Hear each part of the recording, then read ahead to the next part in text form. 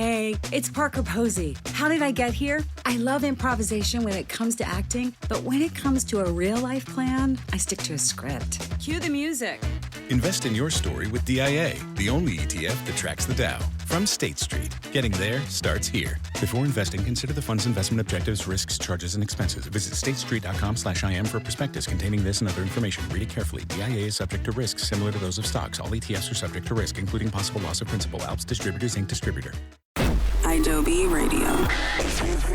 The future of alternative.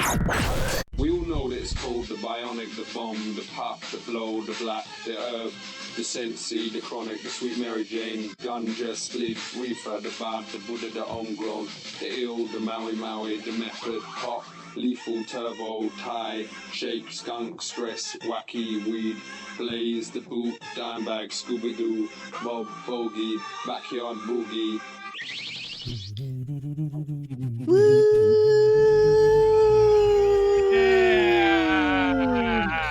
It's the Cool Nerd Weed Show. That's TS. And that's Sasha. And we are live on Adobe Radio tonight, as we are on most nights for the last, I could say it with confidence, 10 years. We've been doing this for a decade together. Mostly on Adobe Radio. 99.9% on Adobe Radio. So we thank you, Adobe, for giving us this platform. Listen to the free Adobe app for lots of things. The Future of Alternative, for one. Some great shows like ours, for another. It really is the future of radio. And the fact that they just let us be goofballs. I feel like we do our best to deliver seriousness while also being incredibly blitzed for the most part. Right? I could say. We are informative as well as charming. Yeah, if we do say so ourselves. Find us everywhere. You can just Google Cool Nerd Weed Show. It is purposely, I just like to celebrate us at the top of each show this year because I think it's pretty cool. It's hard to do something for 10 years, in a row. Anything. Any job for 10 years. That's an accomplishment, I feel like. It is. It is, because people lose focus within minutes of anything. True. So if you're still listening, boy, thank you.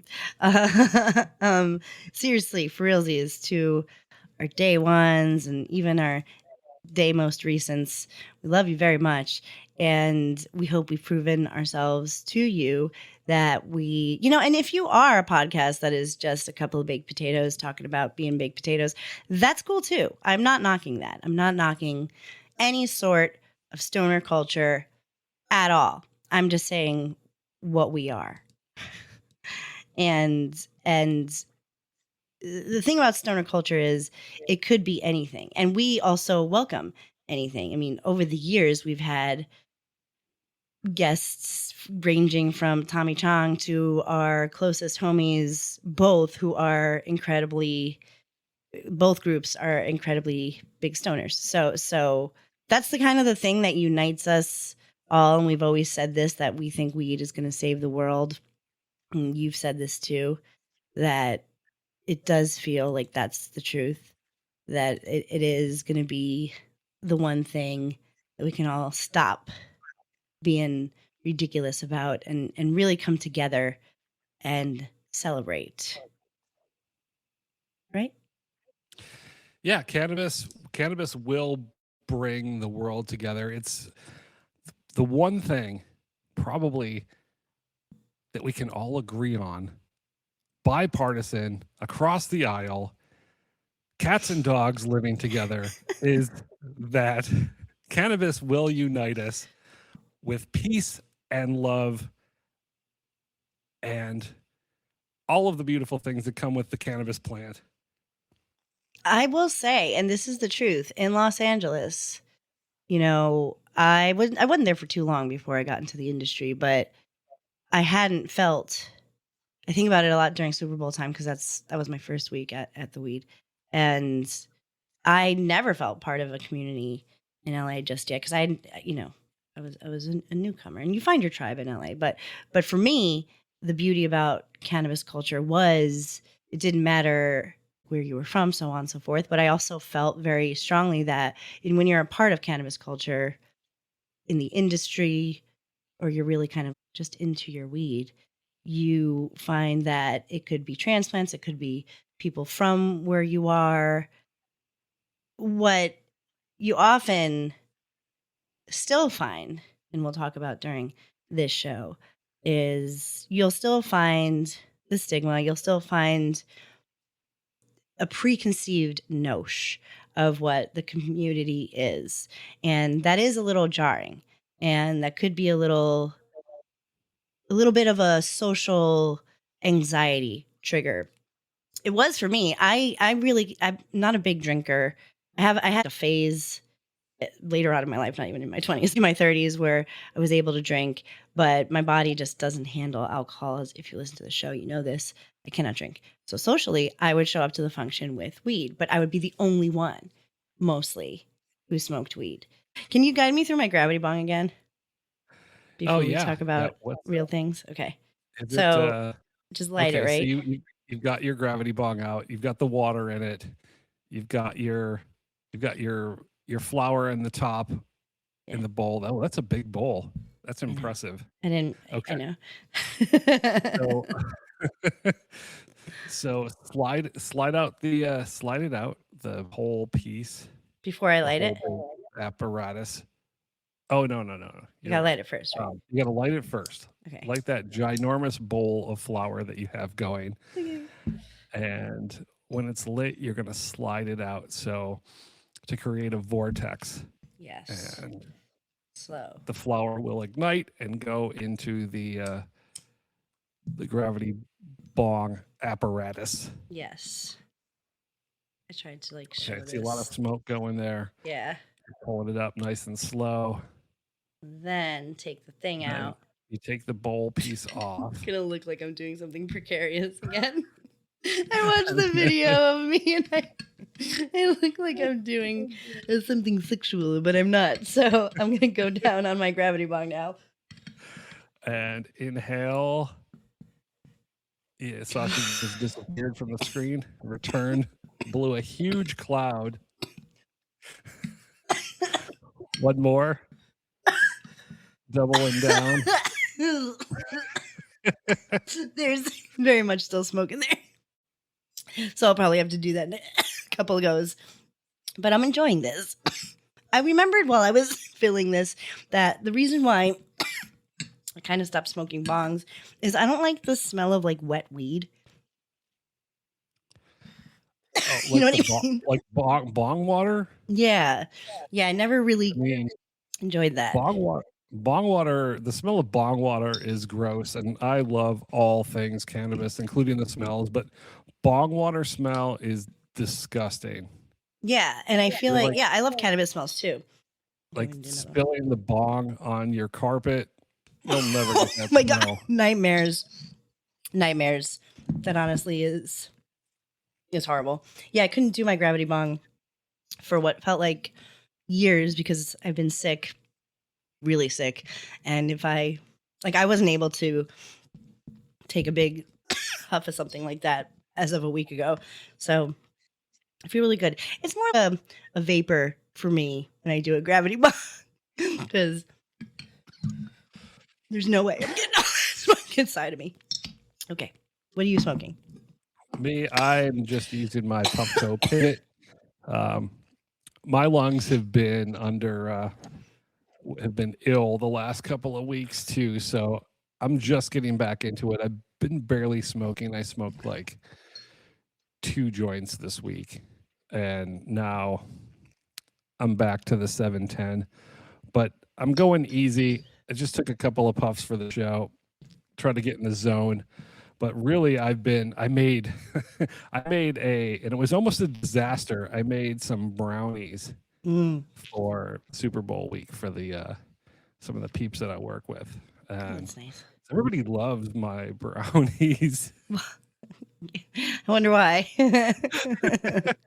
And they're very potent, and I made them extra. I put an extra shot of delicious medicine in there, and it was almost a disaster.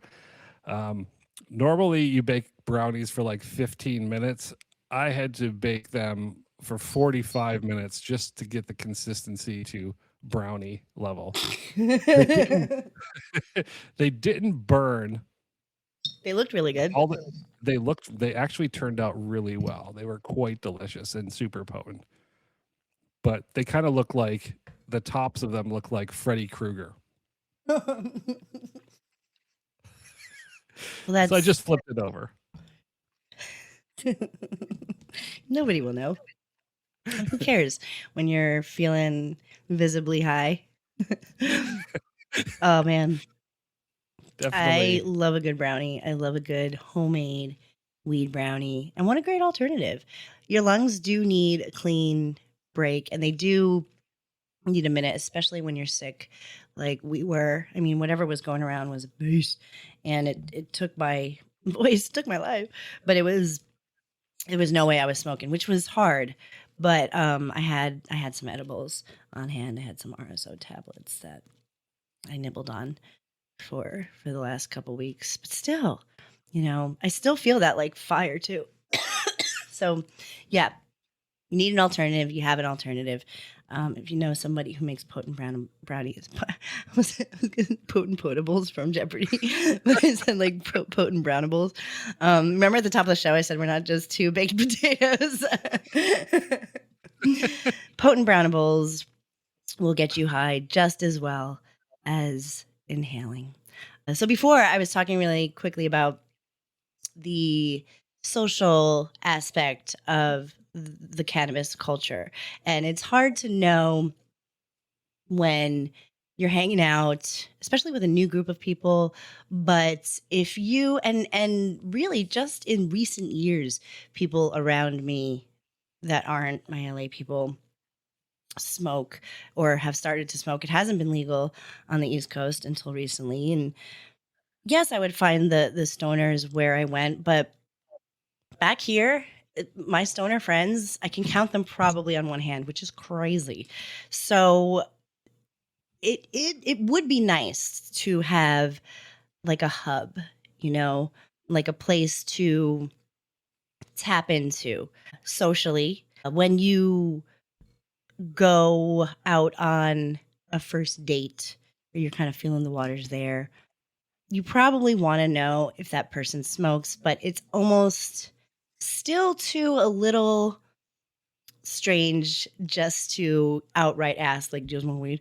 Like when you're first meeting somebody, it's kind of a mishigas when you're trying to suss out who is on the team of weed. And it's really nice when you find your peoples. So we have a very good homie of ours who we love dearly, who is coming on the show in the next coming weeks. But he has been working on this website / app for 4 years. I remember when he first brought it up, I think he said his mom and him were working on it. He was working on it for a while, and it's finally almost ready for launch. It's in beta. It's called LeafLove, one word. And it's basically, it's a social network, but for the cannabis community. So it's not just dating, it's not just love life, but it's kind of like a sesh, but you're making sure that these are the people who you want around you. It's inclusive in that way. It is like kind of like broadening your inner circle is what I think. Your stoner inner circle. That's how I look at it. Obviously, TS and I have each other when we're together.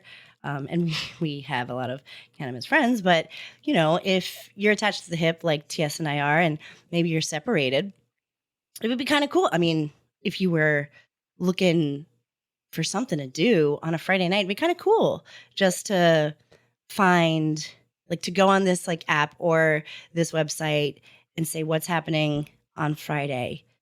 What's everybody doing? And maybe there's a lounge that everybody's going to meet up at and smoke weed or play games and so I find that to be a cool concept, a place where you can go, where cannabis lovers can go to feel comfortable and to stop guessing, to stop being like, is this cool? Do you mind me?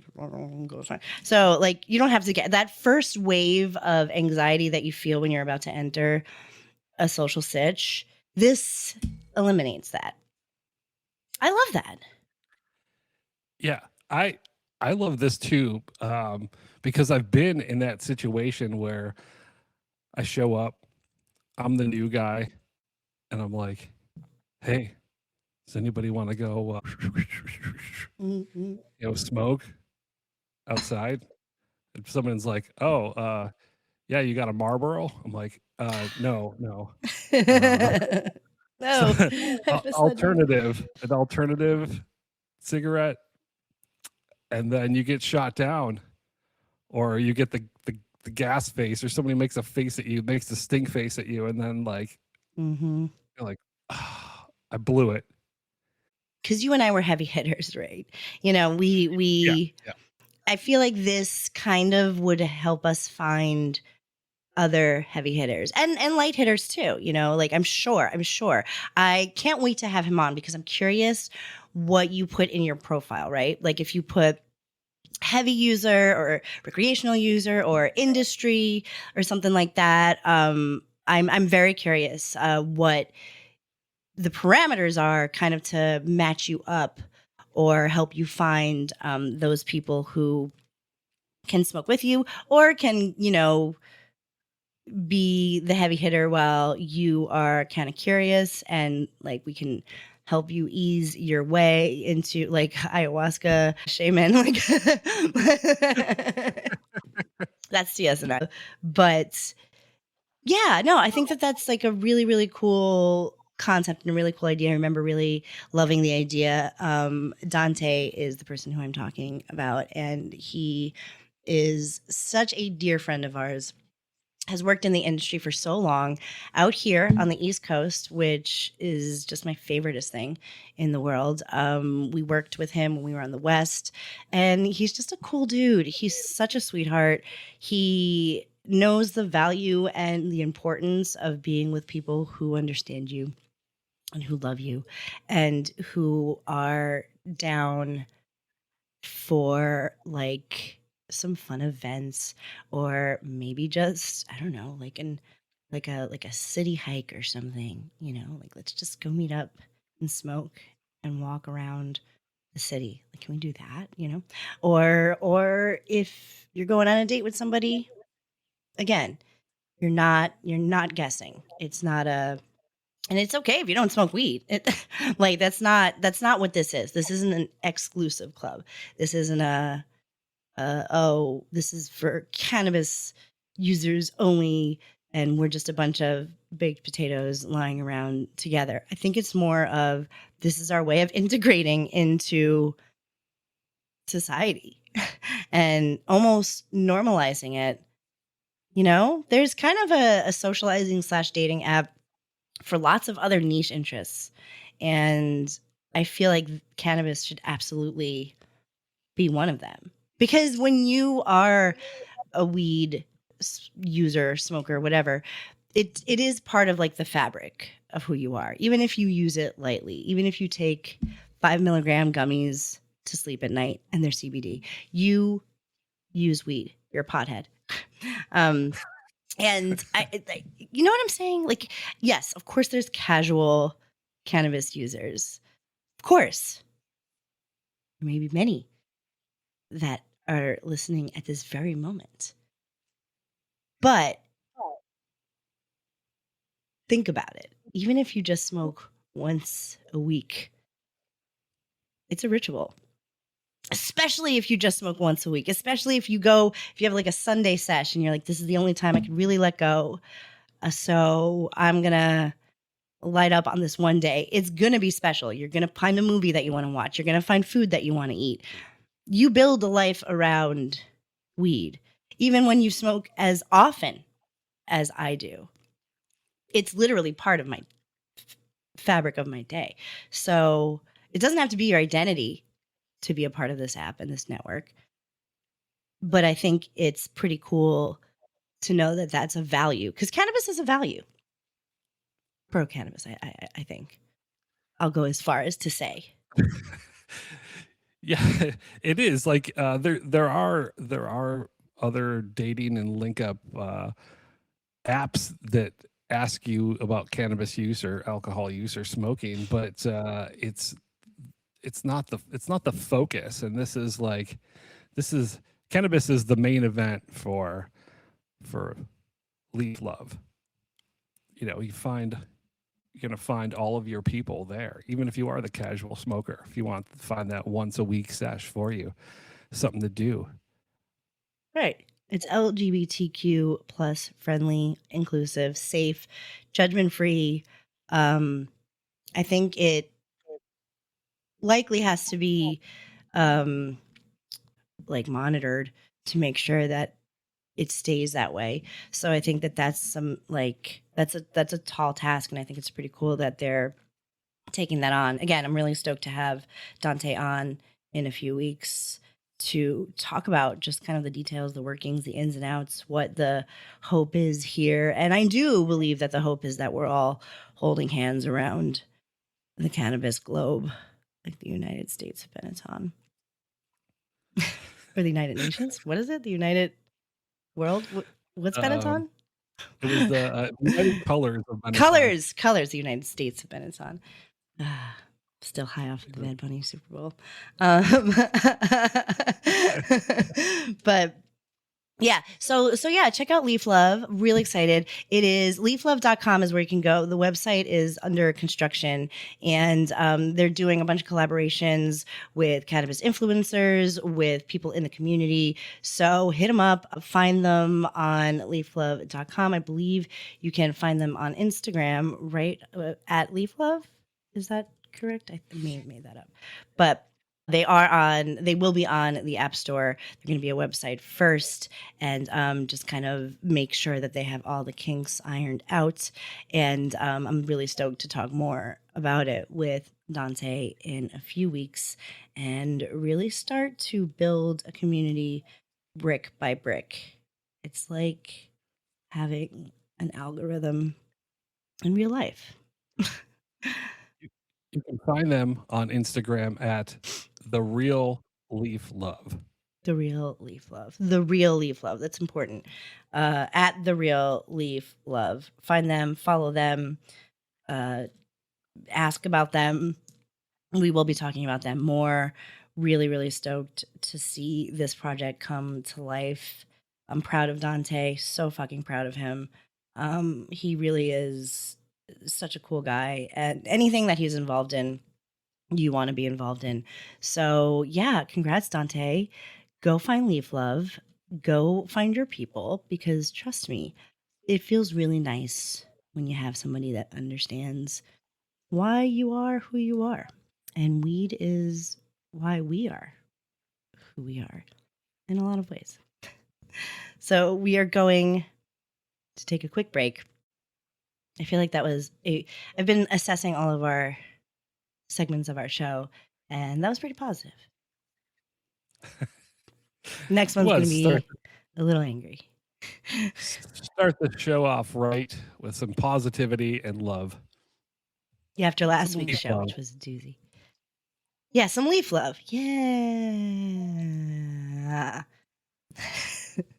And we're excited to just show the world what LeafLove is, what it can do, what you can do with the power of Yes I Cannabis. And we will be right back. Right back. Sit down. Light one up. Light one up. Pack a bowl. The nerds have opinions. Grab your greens. And sesh with the Cool Nerd Weed Show on Adobe Radio. And we're back. We're back. It's the Cool Nerd Weed Show. That's Diaz. And that's Sasha. And my throat is making gross noises. It's so gross being sick, man. Because like, what are you going to say? The most gross thing is happening in my face. But we are back, and I'm sorry if I clear my throat in your ear. I try my best, but even when I mute myself, for some reason, poor TS usually just like cough super loudly in his ear hot mic. But we are back with some disheartening news. I put the opinion drop before us because this is all opinion from start to finish, and we have our own, and I suppose you can have yours, even though it might be wrong, but you can have feelings. And the New York Times, I have so many problems with the New York Times, and I think a lot of people do. So that said, they just did an editorial. I don't know, it was over the weekend. It was recently last week. And they have always been very pro weed, by the way, Aziz. Oh no, this was like today. Yeah, they've always been very pro weed. They've always been about that life. They've done mad things where they're talking about advancements and how weed can help this and that and the third. And there is an editorial out saying that it's time to admit that the US has recently gone too far in accepting and even promoting its use. So it This is is- basically a reefer madness essay. Yeah, this is wild. This is wild to me that the New York Times is completely flipping that they believe that they were responsible for, fucking making the stigma go away for a minute, but they're here to bring the stigma back for you. They definitely embrace the cannabis lifestyle for sure. For They sure. did. Didn't Barney's New York take like a full page ad out when it was Yes. legalized, and they were opening their cannabis accessory sections in Barney's New York. They were all on Fifth Avenue. I think that was back when money was talking about weed, and New York has had a real heck of a time trying to figure out how to make money from their weed in the way that they expected to. But nonetheless, it is adult use in New York. All of it. All of the New York. I almost said New York City. And all of New York. The whole shebang is adult use. So the New York Times, it feels regrets. It feels regrets that it helped push the weed agenda into the forefront. They believe that they're looking at the states who are stupidly looking to walk back legalization efforts like South Carolina and Wisconsin and Pennsylvania and before Massachusetts and Ohio. And they're saying that, oh shit, this is worse than we could have ever imagined. And I don't know what they're talking about. I literally don't understand. They don't even, well, the New York Times is behind a paywall, by the way, and fuck that. So we're reading summaries throughout different websites. So there's no, if you want to go if you do pay for the New York Times, well, aren't you fancy? Then go check it out. But I'm not paying the New York Times 1 little cent of my money to read about how you think I'm a fucking loser with bad health. What I do think is that the New York Times, much like a lot of people, are confused with synthetic isolation and actual plant cannabis, the type that is being sold at legal above board dispensaries in the tri-state area. So I don't think they understand per the huge, but they do believe that people who smoke weed are worse off than before they smoked weed. They think they are giving us dare right now. They're serving dare program. Yeah, For some it's articles like these that take our thinking back like decades. fucking decades of, but you know, they're the New York Times is not saying that they want cannabis recriminalized. They just kind Right. of, I don't know, I don't know what their point is exactly. They don't want recriminalization, but what do you say? Do you want more regulations? Do you want less personal freedoms? Do you, I mean, how much more can we regulate cannabis to where you feel comfortable? New Right. York What's going to Times. make you feel better? And I think they want to group it in with alcohol and tobacco with the same sort of like precedent or whatever, which in a way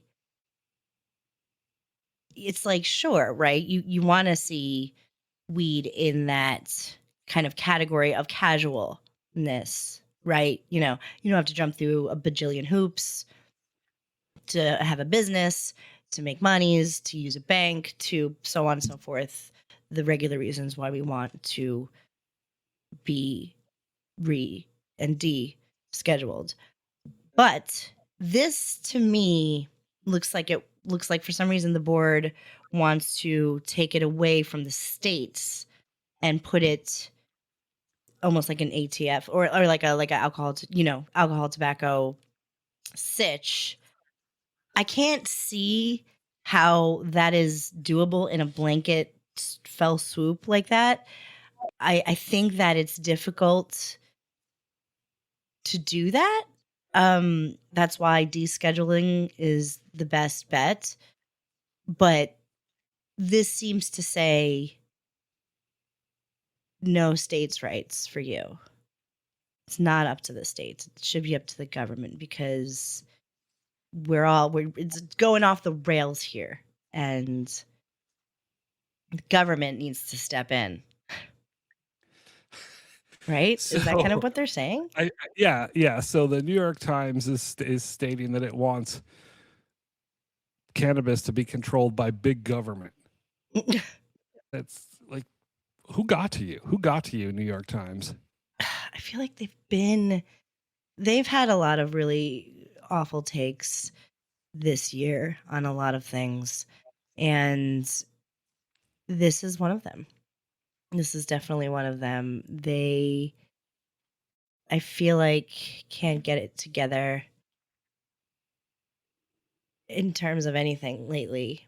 The New York Times has been bumming me out in so many ways, and I feel like this is kind of pandering. Is it just kind of like a bend the knee to the government kind of thing at this moment? Like you said, what is your goal? What is your goal with this? Why are you doing this? Why are you saying this? Do I think, if you were to ask me, that the synthetic cannabis market and the isolation market has gotten a little crazy? Yes. Do I think the percentages game has gotten a little crazy? Yes. In that regard, do I think there should be caps on percentages? I don't. I don't think that. I guess, is there a proof of alcohol that's illegal? I guess what? Absinthe. Right? Yeah, it's like the Everclear level.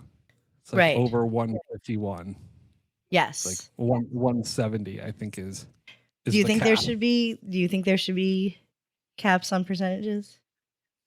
of like THC percentage. Yeah. Um, no, no, it doesn't make any sense. I mean, that you would make like, what's the arbitrary number? Like 90. And So now you can't get a 90%. exactly. Everybody's tolerance is so different. And every day is a discovery. I've been smoking weed clearly for quite some time, and a lot of it. And with the legal market and stuff, learning new things about my body and what it wants. And I get to understand what terps are better and what strains have those terps and so on and so forth, what percentages mean. And what goes into growing it and how that matters. This is all through regulation, right? So I say all the time, my precursor to this conversation is I'm not like Captain Regulation, but I do think when it comes to weed, being transparent and being able to study it and being able to understand it is the way to getting to a better place in terms of mainstream acceptance with weed. I don't like this reefer. This is reefer madness in the same way, but different. This is psychosis. This is mental break. This is baby in the bathtub. So it's out of hand, and the only folks who could get it under control is the government. Is that what I'm being told by the New York fucking Times? Oh my God. Yeah, that's what they're saying to us, that it needs to go back under federal government control because the federal government was doing a great fucking job with cannabis before all of this. It was straight fucking prohibition. And so I maybe I'm missing this information and somebody will have to send it to me. I don't know what the evidence is that America has gone downhill since adult use for the last 10 years. Somebody's got to explain that to me. I mean, one could argue that the quality of life for a lot of people that have access to cannabis, that their quality of life has gone up tremendously. I have direct proof and evidence of that just by my day-to-day conversations with people. You do too. We can prove you otherwise in a heartbeat. So prove to us that there really has been a decline. You can mark the decline of the United States, and it cites 10 years, a decade of evidence. Which what evidence? What official evidence do you has? We have been covering this story for 10 years as well. Yes. And look at us. Shining examples of health and humanity, of kindness and compassion. We've said that. We are pillars of the human race, you and I. So I have a hard time believing that 10 years ago, you know what else happened? 2016? You know what else? Something else really big happened in 2016. Sure did. Sure did. If you'd like to pinpoint a time where we bubbled over and we are now still dealing with the third-degree burns, that was Election Day 2016. And on Inauguration Day the following year when the Obamas flew away. And we got what we got, which is the cesspool of a government that we are currently in now. Been 10 years of that. I wager, now I don't know, maybe a historian will listen to this show and say, what a moron she is, shouldn't know about nothing. And they can see the bigger picture. But I'm going to wager that weed had little to nothing to do with it. I'm just going to put it out there that the decline of the United States of A is not attributed to weed being more accepted and in the mainstream. That's madness. Literal reefer madness is what that is. And boo New York Times. Boo New York Times for a long time. They, again, have not hit the mark in a very long time. To me, you look stupid. You look like a dummy after all these years being like, yeah, it's like happening for us. And then completely reversing everything and being like, yeah, I feel as if this will be safe in the government's hands. Nothing is safe in the government's hands. We don't want that. We don't want more government involvement in cannabis in this way, in the way that places guardrails. In a good way. There's no nuance, you know? We would like good things to happen with the government and weed. But Even that that right is, there is an oxymoron. yeah, the only thing that I can think of that's been good is on the state level. And that was even a struggle. God damn. Legalization has been so difficult for cannabis for literally no reason. For this reason, a bunch of idiots creating all this,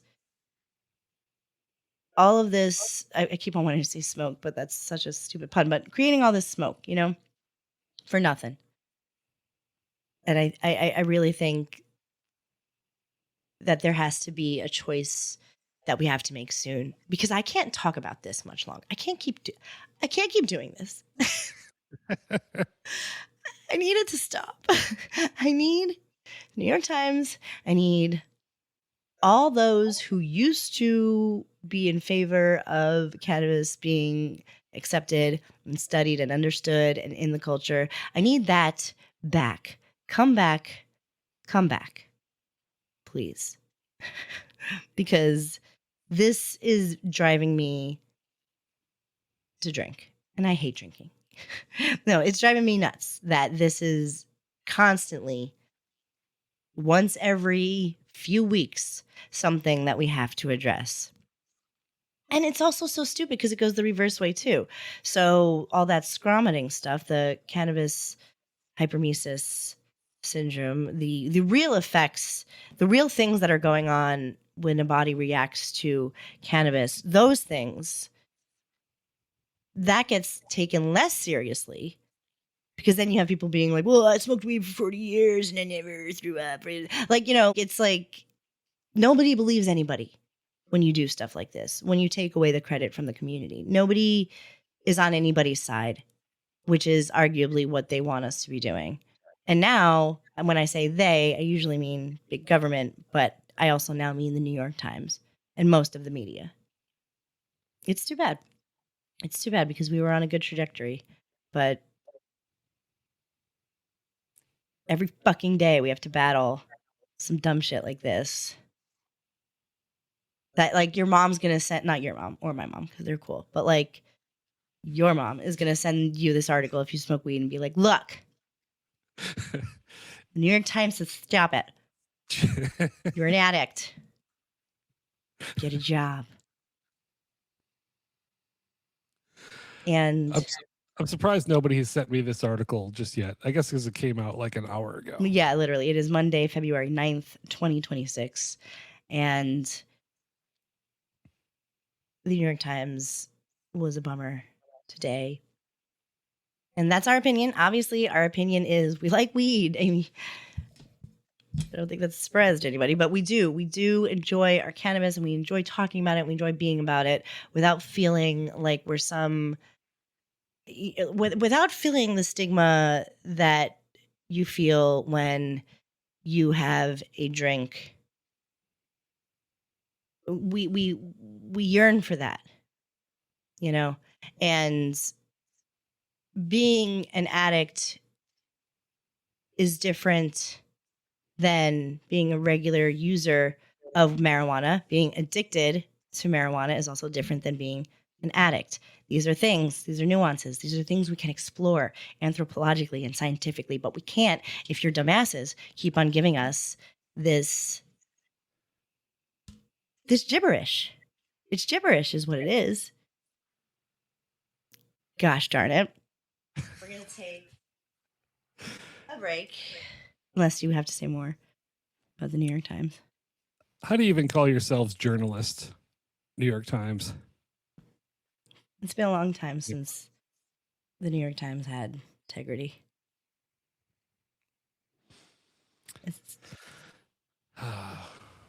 Well, go fuck yourselves. We're going to take a quick break and we'll come back and tell you something. This is another story that we've been following around for 10 years. We'll be right back. The nerds will be right back. It's never too late to join the sesh. The final Huff and Puff with TS and Sasha. Yeah, it's the final Huff and Puff with TS and Sasha, just like you just heard. We are going to talk about, well, you're going to talk about it because I want to do this gravity bong thing. And you can tell us what is now happening in Santiago. Let's see. Okay, so if you find yourself in San Diego and you're pulled over by the San Diego Police Department, you may notice that they are actively and aggressively looking for impaired drivers. And there's a new test that's out there on the market that they're testing out in San Diego from the makers of Sotoxa. Is a device. Sotoxa. Sotoxa. They made a device that by swabbing the mouth, your mouth, they can detect which drugs you have recently ingested. Anything from marijuana to prescription drugs to other hard drugs such as fentanyl, methamphetamine, cocaine. This is a field sobriety test. So this is something that if you are driving in your car, this is similar to reciting the alphabet backwards, only with more infringement on your rights. You get somebody, if a police person thinks that you are impaired, they can initiate these field sobriety tests. There's a couple in certain states. It does change by state, so you would be prudent to know your rights. But basically, and we don't want to give you legal advice because we can't and we won't and we don't. But you should know that the saliva test in particular in Santiago, the drug field sobriety test, as of right now, is voluntary. Not all field sobriety tests are voluntary or involuntary. Certainly not a blood test. Certainly not a breathalyzer in most places. But a drug field sobriety test in San Diego at this current moment is voluntary. So you can say no thank you if you'd like to. You have to be prepared for some follow-up questions. The quote that this gives is, if the police can just rule out that you've done drugs in who knows how long of a time period in your life, I don't know, and they determine that is impairing you, which, by the way, there's no floor for this. So obviously we know the legal limit for drinking is, what is it, 0.08? 0.08. 0.08. We know this. This is an established fact. I don't know. To me, I mean, I'm very much a lightweight. I'm sure that one shot does me in. But again, I'm sure there's like some scientific, I'm assuming there's some scientific research behind that, but who knows? Maybe there's not. This doesn't have that yet. We have no parameters. We just have, there's no guidelines. So it's very wishy-washy. So again, if you are pulled over, and they try to initiate a saliva-based field sobriety test to test your impairment on drugs, it's voluntary. Just wanted to make sure that was out there. Yeah, right now you can refuse the saliva tests or any other of the cannabis or drug related field sobriety tests out there. Sasha said there is no, they don't know what the parameters are for impairment, for anything else. So, it could be used against you as like a multiplier, like right, a wobbler, and an enhanced charged against you. So one of the police officers said, who carries this device, she said that if she suspects a driver is impaired, there's not a limit that says, they measure it in nanograms. There's, so you can't obviously detect it through that. But if it's in your system, it will be in your saliva. Then she automatically is going to be drawing your blood, which takes a little bit longer to do. Right now, they're just testing this on society, and they don't really even know what the parameters are. Mm-hmm. So this is just an experiment on the people that may be caught up in a traffic stop right now. So, Yeah. I mean, I guess at the end of the day, you really shouldn't be driving impaired. No, that's listen, when we talk about this stuff, it is besides the point. You absolutely should not be driving impaired on anything.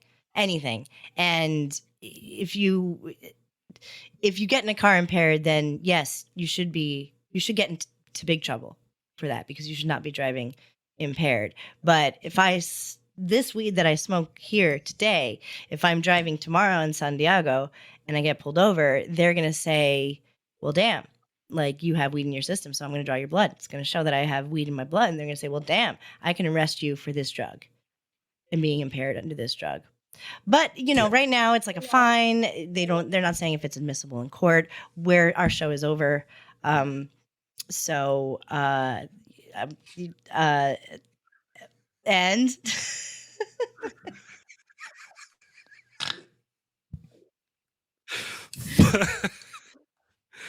Fuck ICE. Fuck Donald Trump. Fuck Kristi Noem. Fuck this cannabis breathalyzer and swab. And remember, kids, don't panic. It's organic. Give it up for Adobe, everybody.